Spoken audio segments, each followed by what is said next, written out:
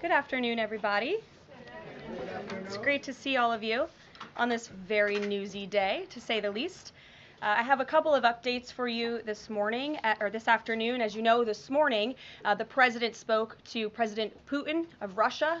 They spoke at length, and the president released a statement following that conversation in great detail. I can also confirm that the president just recently got off the phone with President Zelensky of Ukraine. His truth is as follows. I just spoke to President Zelensky of Ukraine. The conversation went very well. He, like President Putin, wants to make peace. We discussed a variety of topics having to do with the war, but mostly the meeting that is being set up on Friday in Munich, where Vice President J.D. Vance and Secretary of State Marco Rubio will lead the delegation. I am hopeful that the results of that meeting will be positive. It is time to stop this ridiculous war where there has been massive and totally unnecessary death and destruction. God bless the people of Russia and Ukraine.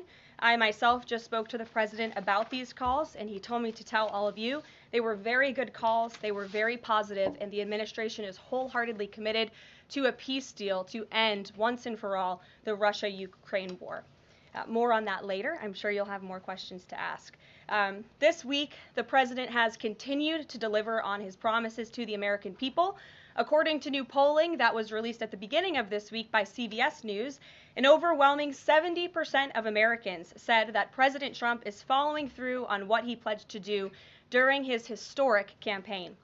The poll also revealed that Americans see President Trump as a tough, energetic, focused, and effective leader fighting hard to improve their lives and our country. And yesterday, in particular, was a truly special day for the United States of America. Thanks to the great leadership of President Trump and the strong and tough leadership of President Trump, Mark Fogel, an American teacher detained by Russia, was returned to American soil and met with the president here at the White House last night. Special Envoy Steve Witkoff and the rest of President Trump's incredible national security team helped to negotiate the exchange that secured Mark Fogel's release. This event shows a good faith effort from Russia, and it's a sign, as I just said, that we are moving in the right direction to end this brutal war. Malphine Fogel, Mark's 95-year-old mother, was understandably very worried that she would never see her son again after his arrest in 2021. Mrs. Fogel was actually slated to join President Trump on stage at the July 13th Butler, Pennsylvania rally to speak out for Mark, and then the infamous assassination attempt against President Trump took place. But that day, before the rally, President Trump promised Mark's mother that when he returned to the White House, he would bring her son home. God saved President Trump's life on that day in Butler, Pennsylvania, and now Mark Fogel is back home safely with his family as a result. God is good. The president also continues to bring back common sense to our government. This week, he signed an EO to end the procurement and forced use of paper straws. Taxpayer dollars were wasted on these non-functional and massively unpopular products for no other reason than it made radical activists feel good about themselves. And on trade, President Trump continues to take bold action to protect America's critical steel and aluminum industries, much like he did in his first term. And the president signed proclamations to close existing loopholes and exemptions to restore a true 25% tariff on steel and elevate the tariff on aluminum to 25% as well. This administration believes these tariffs will protect our national security and put American workers first. And in the Oval Office yesterday with Elon Musk, President Trump took further action to make our federal government more efficient and effective. He signed an EO implementing the DOGE Workforce Optimization Initiative. Now agency heads will coordinate and consult with DOGE to significantly shrink the size of the federal workforce and limit hiring to essential positions only. The unaccountable bureaucracy will finally be reined in. On another important matter this morning, Senate Republicans continued to confirm President Trump's exceptionally qualified nominees, most recently Director of National Intelligence Tulsi Gabbard, who will be joining us later at the White House for her swearing-in ceremony. It's imperative that the remainder of the president's cabinet nominees are confirmed as quickly as possible. On another important matter this week, illegal alien criminals continue to be arrested and sent home as part of the ongoing mass deportation effort of the Trump administration. Just this week, 2 planes with 190 Venezuelan illegal aliens arrived in the Venezuelan capital from Fort Bliss, Texas. Here are some of the criminal illegal aliens who were arrested in the country this past week. ICE Atlanta arrested a citizen of Nigeria who had been convicted of money laundering. ICE San Antonio arrested a citizen of Mexico who had been convicted of assault. ICE Denver arrested a citizen of Mexico who had been convicted of aggravated assault. And ICE Houston arrested a citizen of Mexico who had been convicted of aggravated assault. Now, before I take questions, I would like to address an extremely dishonest narrative that we've seen emerging over the past few days. Many outlets in this room have been fear-mongering the American people into believing there is a constitutional crisis taking place here at the White House. I've been hearing those words a lot lately. But in fact, the real constitutional crisis is taking place within our judicial branch, where district court judges in liberal districts across the country are abusing their power to unilaterally block President Trump's basic executive authority. We believe these judges are acting as judicial activists rather than honest arbiters of the law, and they have issued at least 12 injunctions against this administration in the past 14 days, often without citing any evidence or grounds for their lawsuits. This is part of a larger concerted effort by Democrat activists and nothing more than the continuation of the weaponization of justice against President Trump.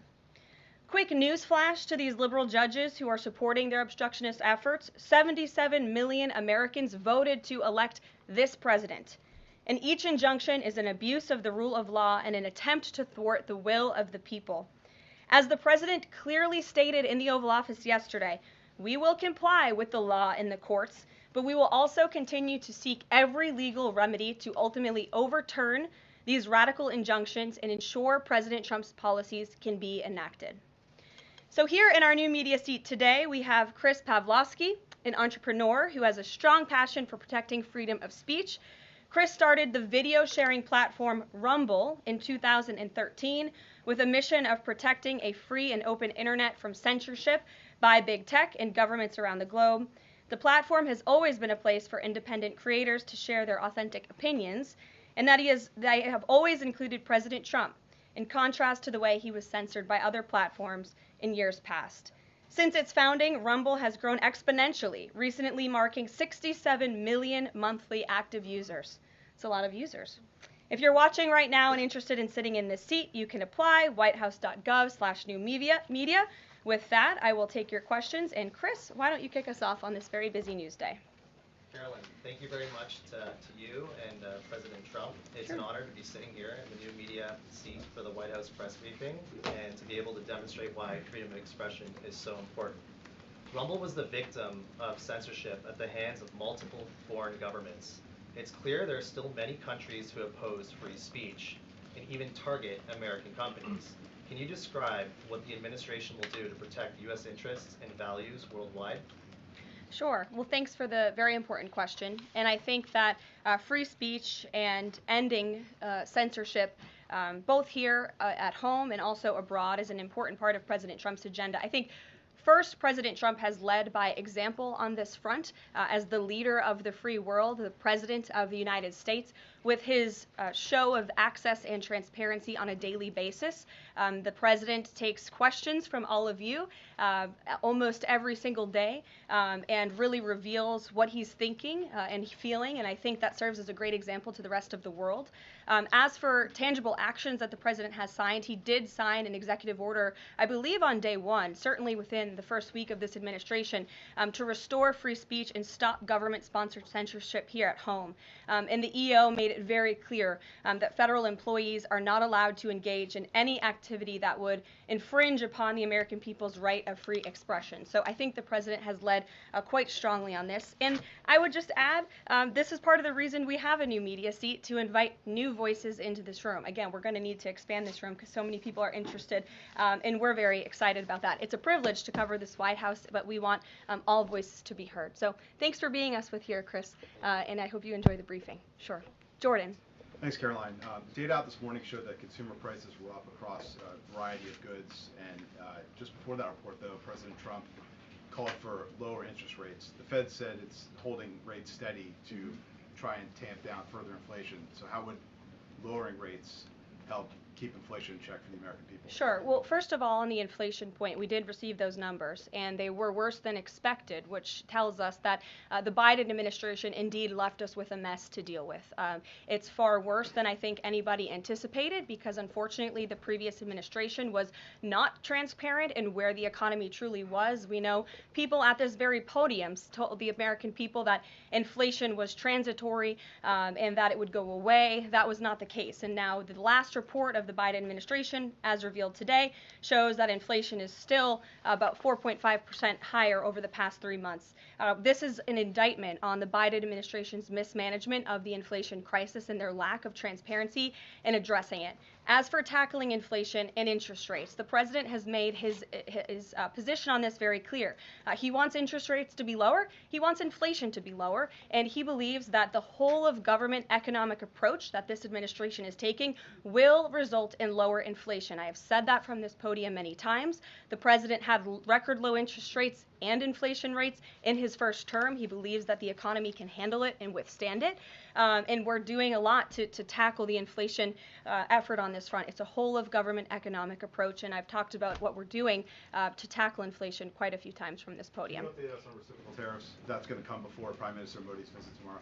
I do believe it will come before the Prime Minister's visit tomorrow, and I will let the President discuss the details on the reciprocal tariff front. But this is something he believes strongly in, and it's very simple logic as to why the President wants to impose reciprocal tariffs. It's the golden rule, which we all learned when we were growing up in school. Treat others the way you want to be treated, and far too many nations around this world have been ripping off the United States of America for far too long, and that's why the President believes this will be a great policy that will benefit American workers and improve our national security.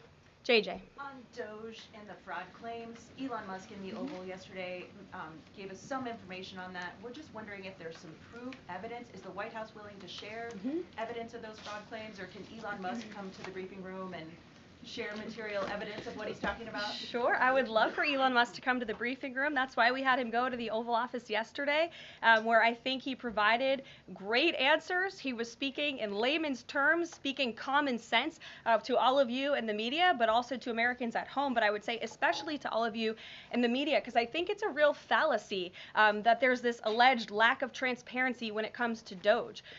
President Trump and Elon Musk have been incredibly transparent on what DOGE is doing. There is an X account with the DOGE handle. They are tweeting out what they are doing on a daily basis. They have a website where they are posting the receipts of the contracts that they are reviewing and the payments that they have stopped from going out the door. The secretaries of our departments have stopped from going out the door. And I would also say that before it was Elon Musk making our government efficient and accountable, it was some unnamed bureaucrat that none of you knew. Elon Musk is the richest man in the world. He's also now one of the most highly scrutinized men in the world alongside President Trump because of what he's doing and the access that he is allowing. So there's great transparency. As for the actual receipts, we are happy to provide them, and I actually brought some today because all of you know I love to bring the receipts. We have contracts upon contracts that we can send and provide this information to you. Let me be very clear. We are not trying to hide anything. We have been incredibly transparent, and we will continue to be. These are screenshots of contracts that DOGE found across our government. This is a DEI contract, $36,000 for U.S. citizenship and immigration services. That is against the president's policies and his America First agenda.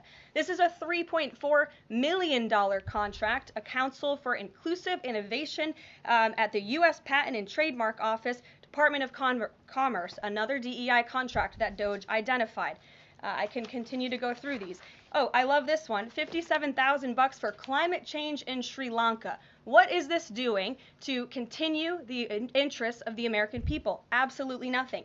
These are the line items across the federal government that DOGE is identifying daily. They're moving very fast. There's a lot of paper that we can show you, but we're happy to do it. This administration has been more than transparent about what DOGE is doing. And here's one of their tweets that they posted about the mine. I believe this is in Pennsylvania, where the federal employee retirement system is being processed. Did anybody know this was even happening in our country before Elon Musk talked about it in the Oval Office yesterday? A lot of Americans didn't. So we are providing transparency and accessibility on a daily basis when it comes to DOGE. And I also have a DOGE daily report, if anybody would like it, on all of the things that they are identifying and finding. We're happy to provide this information to you. We're talking about it every single day. Are all those things you just mentioned fraud, or are they waste, or are they just contrary to the president's policies? I would argue that all of these things are fraudulent, they are wasteful, and they are an abuse of the American taxpayer's dollar. This is not what the government should be spending money on. It's contrary to the president's priorities and agenda. And again, we can continue to provide you the receipts for all of the fraud, waste, and abuse. And if anybody in here wants to argue that the federal government is not fraudulent in some capacity, be my guest, because I think the American people watching at home would beg to differ. Caroline? Mary. Hey, more on the judges. Does the White House believe the courts have the authority to issue these nationwide injunctions? We believe that the injunctions that have been issued by these judges have no basis in the law and have no grounds, and we will, again, as the president said very clearly yesterday, comply with these orders, but it is the administration's position that we will ultimately be vindicated, and the president's executive actions that he took were completely within the law, they were constitutional, and we look forward to the day where he can continue to implement his agenda. And I would just add, it's our view that this is the continuation of the weaponization of justice that we have seen against President Trump. He fought it for 2 years on the campaign trail. It won't stop him now. Brian. Yes. I want to go back to DOGE just for a second. Earlier, the subcommittee headed by Chairman Marjorie Taylor Greene, her and her staff discovered $2.7 trillion in improper payments to Medicare, Medicaid, overseas, to people who should not have gotten it. Some of this room might have missed that press conference. Can you elaborate on what the president is thinking at this point? Well, again, that's another example. There's a very long list of the fraud, waste, and abuse that DOGE is identifying on a daily basis. Elon Musk also talked about yesterday about Social Security payments that are going out the door for people who are no longer with us, unfortunately. I would say that is certainly fraud. There's also a lot of contracts they've identified that, just as a hypothetical example, are $1 million, but only 500,000 went out the door. So where's the rest of that cash? And so that's the thing. Those are the things that DOGE is working on every single day. And I would just remind everybody in this room, this is what President Trump campaigned on doing. He's delivering on a promise that 77 million people elected him to do. James. Thank you very much, Caroline. Two foreign policy questions, if I may. Sure. First, the statement that was released after this morning's phone calls identified Mr. Witkoff as the special envoy who will be part of the delegation that undertakes to resolve the Russia-Ukraine war.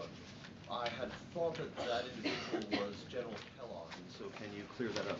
Sure, I'd be happy to. As you mentioned, the president, in his truth, following the phone call with Vladimir Putin, said that he has asked Secretary of State Rubio, the director of the CIA, John Ratcliffe, our national security advisor here at the White House, Michael Watts, and Steve Witkoff to lead the negotiations. As for General Keith Kellogg, he remains a critical part of this team in this effort. He's played a tremendous role in getting the negotiations to this point, and he's very much still part of the Trump administration. The other subject is Iran. I took note of President Trump's comments in his Super Bowl interview with our colleague Bret Baier to the effect that he wants to do a deal with Iran. However, that interview appeared after the supreme leader of Iran, the Ayatollah Ali Khamenei, had already ruled out any additional negotiations with the United States. So kind of a two-part question. A, what gives the president any confidence that Iran will come to the table? And B, more fundamentally, why is the president interested in doing a deal with Iran instead of doing everything he can, perhaps short of U.S. military intervention, to try and hasten the end of what many of his own supporters regard as an evil regime? Well, the president has made it very clear that he will never allow Iran to have nuclear capabilities. That is a red line that he has drawn, and he will not allow that to happen. But you asked why President Trump wants to make a deal. I would remind you, he's the master of the art of the deal. He is America's deal maker in chief. He leads from a position of securing peace through strength. And I think time and time again already, in just 4 weeks, we have seen the president being able to negotiate successful deals with our partners, our adversaries all around this world. You know, the release of Mark Fogel just last night is something that I think speaks to the president's deal-making ability. This is something that the Biden administration allegedly tried to do for 3.5 years. I think you all should go back and ask some of those Biden administration officials what they even tried to do and why weren't they successful, because for 3.5 years Mark Fogel sat in a Russian prison and it took President Trump 3 weeks to get him back on American soil. There's nobody better at making deals than Donald Trump. Phil Wegman. Thank you. 2 foreign policy questions. Ukrainian President Zelensky has said after the war that he wants NATO membership or nuclear weapons. We heard Defense Secretary Hegseth say that NATO membership was unrealistic. What's the president's view on the other option, on a nuclear Ukraine? I have not talked to President Trump about Ukraine's NATO membership or their nuclear capabilities. I would leave it to him to discuss, but I will tell you again that Secretary Rubio and also the Vice President, J.D. Vance, will be meeting directly with President Zelensky in Munich on Friday, and I'm sure they will provide a readout of that conversation and that discussion. And then the second question, given that this administration has called on Europe to take more responsibility for their own defense, I'm wondering, will the EU or any other European nation other than Ukraine be involved in these peace talks? I don't have any European nations who are involved currently to read out for you. Certainly, the president has employed a very strong team or deployed a very strong team to continue these negotiations. And the fact that he was on the phone with both President Putin and President Zelensky today shows that he's very much involved in this effort as well. And then just a follow-up, I guess. Sure. Should we expect the president to negotiate in person with Zelensky and Putin? I don't have anything to read out on that for you today. Maggie, good to see you. Thanks for taking the question. You talked about the transparency with DOGE and Elon Musk's press availability yesterday. There is a conflict of interest law in place that says that people who have personal interests can't interact with government entities that could touch on those. Has President Trump signed a waiver for Elon Musk? Does such a thing exist? If it does, will you guys release it in the interest of transparency that he's committed to? I have not seen the law that you are referring to. What I can tell you is that Elon Musk, as I've confirmed before, is a special government employee. He is filing the proper financial disclosure, and he is complying with all applicable federal laws. As you also heard, Elon address this directly yesterday in the alleged conflict of interest, and he said everything he's doing is very public, and if you all perceive a conflict of interest, you're welcome to bring that up. And as the president said, if he feels like Elon is engaging in something that's a conflict of interest, he will tell Elon not to do that. And Elon also said yesterday that before he moves forward with anything, he consults with the President of the United States. So we're very confident with the ethics and the guardrails that have been put in place here. Caitlin. Thanks, Caroline. I have a few things for you, but on the commitment by President Trump, he said that he and President Putin agreed to visit each other's respective nations. Are there any preconditions that President Trump has that President Putin must do before he goes and meets with him, withdrawing some forces, withdrawing all forces, anything like that? Not that I'm aware of. That doesn't mean they don't exist, but I was just talking with the president in our national security team. I wasn't made aware of any conditions, but if they exist, I'm happy to provide those. And on the president himself, he styles himself as this master negotiator. He is now deploying these negotiations, saying that they start immediately. We did hear from the Defense Secretary, Pete Hegseth, though, today saying that NATO membership is not realistic for Ukraine and neither is returning to pre-2014 borders.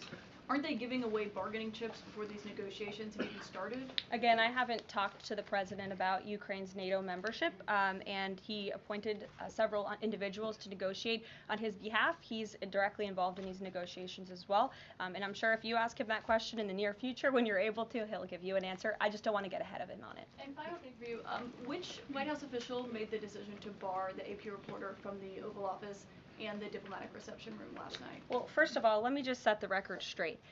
It is a privilege to cover this White House. It's a privilege to be the White House press secretary. And nobody has the right to go into the Oval Office and ask the President of the United States questions. That's an invitation that is given.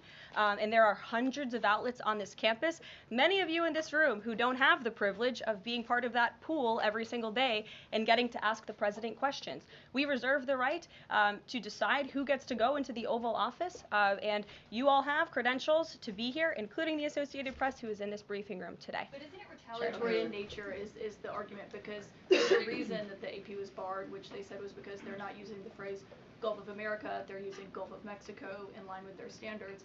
And so the question here is this setting a precedent that this White House will retaliate against reporters who don't use the language that you guys believe reporters should use? And how does that align with the First Amendment commitment that you were just talking about? I was very upfront in my briefing on day one that if we feel that there are lies being pushed by outlets in this room, we are going to hold those lies accountable. And it is a fact that the body of water off the coast of Louisiana is called the Gulf of America. And I'm not sure why news outlets don't want to call it that, but that is what it is. The Secretary of Interior has made that the official designation in the Geographical Identification Name Server. And Apple has recognized that, Google has recognized that, pretty much every other outlet in this room has recognized that body of water as the Gulf of America, and it's very important to this administration that we get that right, not just for people here at home, but also for the rest of the world. Sure. Thank you, Karoline. The prisoner exchange with Russia coming at the same time as the president is now announcing negotiations to end the war in Ukraine. The timing of that is hard to ignore. Was Ukraine discussed as part of this prisoner swap? I was not involved in those discussions, so I can't comment on whether that came up or not. What I can say is that this was a very good deal for the United States of America and for the rest of the world. As you know, we have confirmed that the Russian who will be returning home very soon, Alexander Vinnik, was a non-violent crypto criminal, and as part of this exchange, he has forfeited more than $100 million that he obtained in that illegal crime. And in exchange, of course, we got Mark Fogel, who is a middle school teacher who kissed the American soil, but kissed the ground last night when he returned to the United States of America. It was a great deal and a great day for our country, and I think everybody, regardless of political affiliation, agrees with that. And was Russia made aware ahead of time of the parameters that the administration and Secretary Hegseth was going to be announcing today? The NATO perimeters? Yes. I'm not sure. You'd have to ask Secretary Hegseth in the Defense Department on that, since he announced them. Jackie. Thank you, Caroline.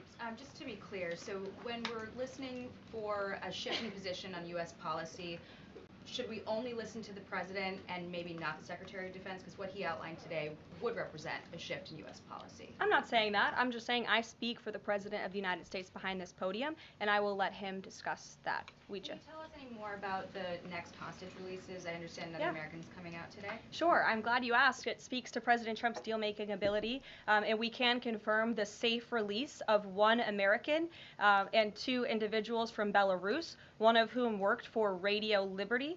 Out of respect for the privacy of these individuals, their request, we have no further details to announce on their identities, but we can confirm that one American was released today, and it's a remarkable victory on the heels of Mark Fogel returning to America last night. Anything on who the U.S. might be releasing in exchange? I don't have details on that at this moment. I don't have details on that at this moment. I do know that these three individuals have been released and are on their way home to their respective countries. Ouija. Karoline, thank you so much. Can you explain how President Trump envisions the war in Russia and Ukraine coming to an end? Does he expect Ukraine to hand over all the territory in question? Again, these negotiations are ongoing. I will allow the president to divulge any red lines that he may set, but I think as deals in the past have come to fruition, the president has proven one of the things that makes him a very effective negotiator is not revealing what he's anticipating from both sides, but he is at the forefront of these negotiations in addition to the very qualified individuals who he's tasked with speaking to both President Putin and President Zelensky. And speaking of deals, a meeting with the President of the United States offers any foreign leader credibility. Was it part of the prisoner swap with Fogel that President Trump agreed to meet with Putin? Again, I was already asked this question. I said I was not made aware of that, but we can certainly get you an answer on that. I'll check in with the NSC. Sure, Monica. Thanks, Caroline. It's clear that this administration is dedicated to both truth and transparency. We know that with DOGE, but we also know that because this administration recently announced it's going to declassify the assassinations of Martin Luther King Jr., JFK, and RFK. I'm wondering, is it likely that we're going to see more information regarding the assassination attempts on the president's life while he was on the campaign trail? In regards to the assassination of the individuals you mentioned, President Trump signed that executive order directing the respective agencies to do it. I know that that process continues and is ongoing. He's committed to transparency and the declassification of these very important files that I think many Americans are not only interested in learning about, but also have the right to know about. As for the two heinous assassination attempts on the president's life, he's spoken to this publicly. I've spoken to him about it privately, and as he said publicly to all of you, he feels he has a right to know about further information about the individuals who tried to kill him, tried to take his life. And so if and when we get that information, I'll leave it up to the president to decide whether or not he would like to reveal it. But I believe in the effort of transparency that we've seen consistently from this president, he certainly will. Daniel. Thanks, Caroline. I wanted to ask you about the $59 million that FEMA sent to New York City migrant hotels. Secretary Kristi Noem just put out a statement saying that she clawed back the full payment that FEMA activists unilaterally gave to NYC migrant hotels. She wrote, "Mark my words, there will not be a single penny spent that goes against the interest and safety of the American people." What does the response of the Trump administration send to any federal bureaucrats that are thinking about obstructing the president's agenda? They will be held accountable. The president is signing executive orders daily, and he expects all officials across the administration, regardless if they are a political appointee or if they are a career bureaucrat, to adhere to the will of the American people and the 77 million Americans who re-elected President Trump. He is here for a reason, and he is focused every day on implementing his administration's goals and sending $59 million to a migrant hotel to house illegal immigrants when there are still people in North Carolina and California who have not received FEMA funding is not something that this administration is going to tolerate. Deanna. Thank you so much, Caroline. One on New York and one on Russia, please. On New York City Comptroller Brad Lander is accusing DOGE of clawing back $80 million that was intended for New York City FEMA funding. Wondering if you've heard about that figure, if that figure is accurate, and why that money was taken back. I have not heard about that figure. DOGE is moving very quickly, but I can get the receipts and gladly send them to you. I know that story is likely of great interest to the New York Post. And then one John. on Russia, please. Sure. Is President Trump waiting for a kind of signal or an action from Putin to go to Russia? And would he be willing to go to Ukraine in the future? I don't have any decisions to make on the president's potential visit to Russia or any in-person meeting at this time. John. Thanks a lot, Caroline. Two questions, one on foreign policy, one on domestic policy. Following up on the president's call that he had with President Putin, does the president view Russia, does he view President Putin as an ally, as a partner, as a competitor, or as an adversary? I believe this nation views Putin and Russia as a great competitor in the region, at times an adversary, but as the president has said as well, he enjoys having good diplomatic relationships with leaders around the world, finding that common ground, also calling them out when they are wrong, and leading from a position of peace through strength. That's the president's greatest strength, and we've seen that again, time and time again. And then as you pointed out in your statement regarding the confirmation of Tulsi Gabbard, there was one Republican who voted against the nomination of Tulsi Gabbard. It was Senator Mitch McConnell. Similarly, how does the administration view Senator McConnell? Can he be a partner in the president's legislative agenda? Are you disappointed that he voted against not only Tulsi Gabbard, but also Pete Hegseth to be the defense secretary? I think we're greatly disappointed in any Republican who chooses willfully to vote against the president's exceptionally qualified cabinet nominees and picks to lead his America First administration.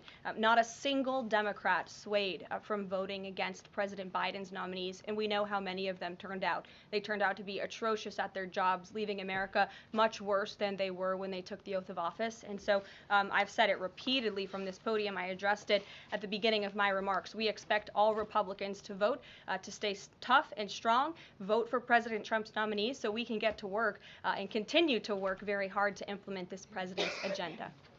Sure. Thank you, Caroline. On South Korea is currently in a chaotic situation. How does the President Trump react to the current chaotic situation in South Korea? Secondly, if South Korea needs help from the United States, what role do you think the U.S. will play?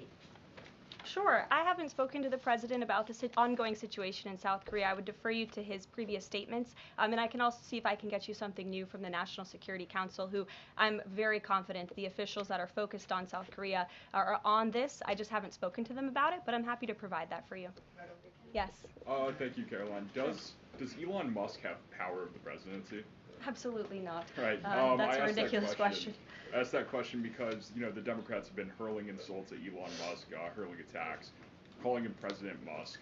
Most recently, Jamie Raskin, the congressman, took it a step further, calling for Musk's impeachment, saying that he somehow usurped the power of the presidency. What's your response? It's utterly ridiculous. Elon Musk addressed this in the Oval Office yesterday. The president addressed it as well. Elon Musk is serving at the pleasure of the president, just like everybody else on this team. He takes directives directly from the president of the United States. And I think some of the comments that you referred to are nothing more than a failed attempt from the media and from Democrats to try to sow division in this White House. We saw them do it in the first term. We're not going to let them do it in the second term. This is a unified team who is working at the pleasure of the president to do what's right for the American people. I have one more quick housekeeping note before I leave you all today. The president wanted me to share with all of you that he had a wonderful meeting with King Abdullah of Jordan yesterday.